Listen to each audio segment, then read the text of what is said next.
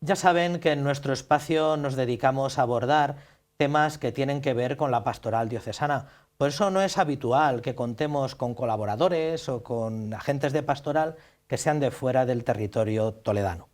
Esta semana, sin embargo, contamos con el privilegio de tener con nosotros a José Román Flecha. Él es sacerdote de la diócesis de León, es catedrático de moral, es experto en bioética y es uno de los grandes divulgadores de temas cristianos que tenemos en este momento en España. Don José Román, buenas noches. Buenas, ¿qué tal? Oye, te perdono todos esos elogios. Yo recuerdo lo de la imitación de Cristo. No eres más grande porque te alaben, ni más vil porque te vituperen. Lo que eres, eso eres. Así que yo me mantengo en el escalón de abajo por si acaso.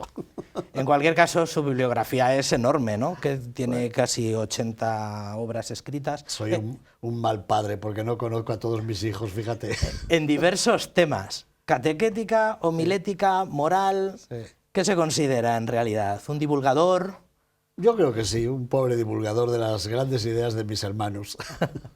Bueno, ha estado en Toledo esta semana con motivo de dos ponencias que ha tenido, ¿no? Así es. Una a padres en el Colegio de Infantes. Así es. Y otra a profesores en el Colegio de los Maristas. ¿Sobre qué? Pues se debe, como tú has dicho, a mis hijos, porque con motivo del Año de la Misericordia, los salesianos me pidieron un librito. Ajá.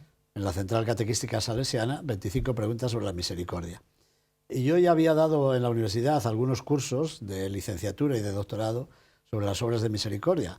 Recuerdo que el padre Saturnino Álvarez Turienzo siempre decía que las obras de misericordia eran el anticipo del moderno voluntariado, sí, y sí, es verdad. Sí, sí, sí. Y con ese motivo he publicado otro libro en Edivesa sobre la familia Hogar de la Misericordia, y otro en la BAC, la Biblioteca de Autores Cristianos, que se titula Las Obras de Misericordia.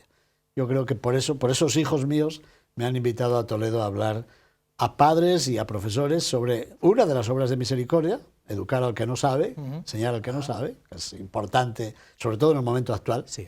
Y la otra, pues más en general, de tipo más pastoral, qué son, qué significan las obras de misericordia y cuáles son las dificultades hoy para vivir la misericordia. La vertical y la horizontal, la misericordia que viene de Dios y la que se espera que nosotros practiquemos. Todos conocíamos o yo creo que la mayoría de nuestros espectadores conocen de sus comentarios bíblicos, que cada vez aprovechamos más, pero no sabíamos esa faceta de ponente o de conferenciante. ¿Lo lleva realizando algún tiempo? ¿Es de las primeras veces? Mucho tiempo. ¿Ha sido a partir de la jubilación? No, y antes, desde muy pronto, Antes de escribir libros era, digamos, conferenciante, entre comillas, o ponente, conferencista, dicen en América Latina. Llevo muchos años yendo a América del Sur y América del Norte. En Chile he dado clases en la universidad y muchísimas conferencias. A Estados Unidos voy con frecuencia. Al Congreso de Educación Religiosa de la Diócesis de Los Ángeles, que tiene lugar en Anaheim.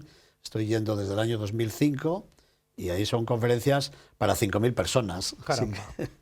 Ya creo que estoy un poco curtido en esa necesidad de enfrentarse al público y vencer lo que suelen llamar pues, el temor al escenario, me parece. De todas estas actividades que hace, me da la impresión que la mayoría tienen como objeto la moral, ¿verdad? O la bioética. Sí, pero lo que pasa es que yo entiendo la moral, y creo que así se debe entender, pues como la entiende el Evangelio. Sed perfectos como el Padre del Cielo es perfecto, o sed misericordiosos como el Padre del Cielo es misericordioso. Aprovecho para decir que la gente y a veces en la Iglesia, los eclesiásticos, tienen un concepto de la moral como mera prohibición. No digas, no hagas, cuando para Jesús la moral es ser perfectos. Sí. Así que en ese ámbito, dentro de la moral caben muchas cosas, caben las virtudes y cabe la presencia del ciudadano en la sociedad y cabe hasta la pregunta sobre quién hay que votar. Sí. Y es verdad, caben las cuestiones relativas a la paz. Esta misma semana hemos celebrado la Jornada Mundial para la Abolición de la Pobreza. Es cierto. Eso es moral. Eso es cierto. Claro, cuando explico esto en la universidad, los alumnos a veces en las primeras clases dicen, entonces todo cae dentro del ámbito de la moral. Digo, muy bien, tienes ya medio curso aprobado. Ya has aprendido lo principal. Es verdad. Sí, la moral es la aplicación práctica de la fe. En el caso cristiano. Como dices, hay un vicio o hay una especie como de prejuicio, que es que la moral es simplemente aquella casuística, ¿verdad? Aquello que tenía que ver con comportamientos un poco internos. Sí, pero fíjate que la casuística, por mucho que la hayamos denigrado, no solo no ha pasado de moda, sino que está volviendo.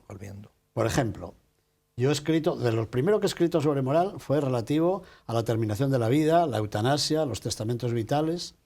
No te imaginas la casuística que se genera cuando se habla de esos temas. La gente concreta te dice, ¿en qué momento hay que desenchufar los medios extraordinarios? Eso es pura casuística. Se dice que antes decían, oiga padre, ¿y hasta dónde tengo yo que llevar las mangas para no pecar contra el sexto mandamiento? Cierto, eso era casuística. Pero hoy la casuística ha entrado en el campo de la biotecnología.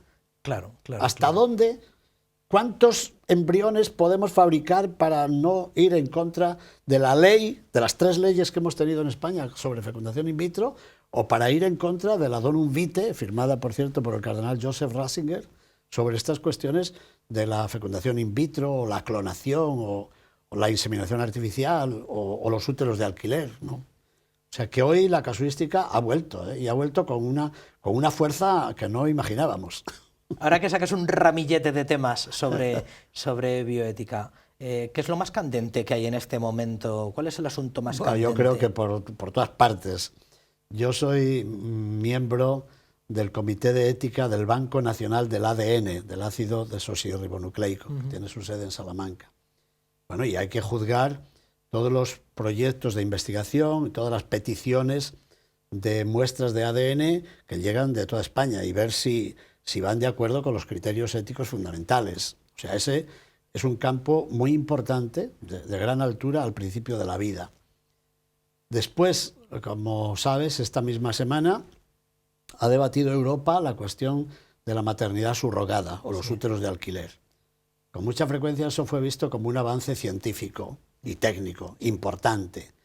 Pero claro, luego se han dado cuenta que los países occidentales, entre comillas, están utilizando a las mujeres del tercer mundo para que a cambio de dinero sean úteros de alquiler para las vidas de Occidente.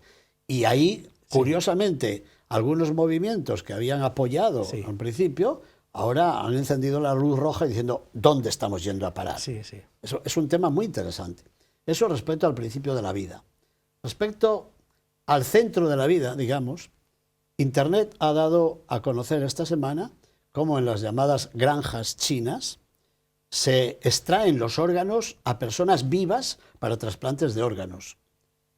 Algo parecido nos contaba hace poco un sacerdote de la diócesis de Agrigento que está encargado de la pastoral en la isla de Lampedusa. Llegan a la isla de Lampedusa cientos de niños en pateras que desaparecen en pocas horas.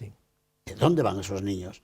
Bueno, unos van a coser balones para los campeonatos mundiales de fútbol, otros van para ejércitos, otros como escudos humanos y otros cuantos precisamente o para la prostitución infantil o para extraer los órganos. O sea que hay cuestiones de bioética también al medio de la vida. Y con relación al final, bueno, lo que han hecho Holanda y Bélgica respecto a la eutanasia, incluso respecto a la eutanasia de niños, en este momento Holanda está propiciando y pidiendo que a la persona que ha pedido la eutanasia, como ya ha dado orden de que se le dé la muerte, ¿por qué no extraerle los órganos antes de que muera? Eso es de la máxima actualidad en este momento. Y por último, el último problema, el arzobispo de Los Ángeles estos días está pidiendo por internet, ya que yo participo en una emisora de allí que se titula El Sembrador, todos los días pide a los católicos su voto respecto a la legalización sobre la pena de muerte que tendrá lugar ahora a principios de noviembre en el estado de California. Así que ahí te he puesto un abanico de problemas desde el principio de la vida hasta el final, solo como aperitivo.